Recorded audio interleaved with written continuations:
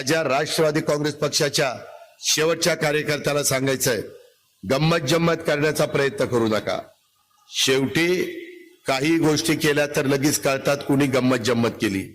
तुम्ही गंमत जम्मत केली तर मी तुमचा बंदोबस्त करीन। मग तिसऱ्यांदा पंतप्रधान करत असताना, ते पंतप्रधान होणार असताना आपण आपलाही फायदा का करून घ्यायचा नाही? मी विकासाची कामं करण्याच्या करता महायुतीत गेलोय। मी सत्तेला आपापलेला माणूस नाहीये। सत्ता येत असते, सत्ता जात असते। ताम्रपट घेऊन कोणी जन्माला आलेलं नाहीये। पण यशवंतराव चव्हाण साहेब सांगायचे, बहुजन समाजाच्या, मागासवर्गीयाच्या, अल्पसंख्याकाच्या, आदिवासीच्या शेवटच्या माणसाला मदत करण्याच्या करता सत्ता लागते।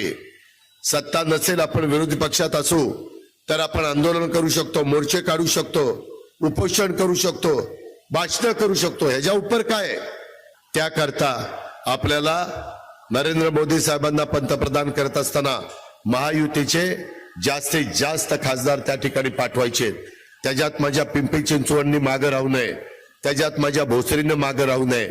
माझ्या राष्ट्रवादी काँग्रेस पक्षाच्या शेवटच्या कार्यकर्त्याला सांगायचंय, गंमत जम्मत करण्याचा प्रयत्न करू नका। शेवटी काही गोष्टी केल्या तर लगेच कळतात कुणी गंमत जम्मत केली। तुम्ही गंमत जम्मत केली तर मी तुमचा बंदोबस्त करीन। तसं माझ्यावर वेळ येऊन देऊ नका। त्याच्यामधनं आपण मॅच फिक्सिंग करायचं नाही, आपण इमान इतबारे काम करायचं। परवा अण्णाच्या मुलीचं लग्न होतं। अण्णांनी सांगितलं होतं बनसोडे आमदारांनी, दादा कुठल्याही परिस्थितीत आलं पाहिजे। एचएच्या ग्राउंडवर लग्न घेतलं होतं बाबांनी।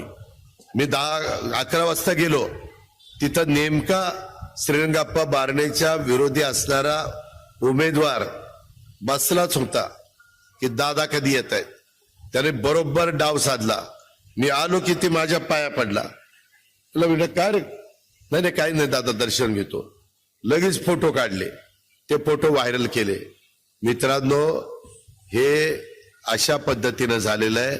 माझा 100% पाठिंबा भोसरीमध्ये तिथं शिवाजीराव आढळराव पाटलांना आहे आणि चिंचवड आणि पिंपरीमध्ये श्रीरंग आप्पा बारणेलाच आहे।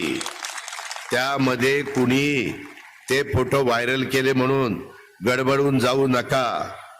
जो आपल्या बरोबर असेल तोपर्यंत आपण त्याला साथ देऊ। ज्याने आपली साथ सोडली त्याला लकलाब। मला काही त्याच्याशी घेणं देणं नाही। त्यामुळे सगळ्या कार्यकर्त्यांनी कुठल्याही परिस्थितीमध्ये गडबड करता कामा नये। मला मतदार बंधू भगिनींना पण विनंती करायची,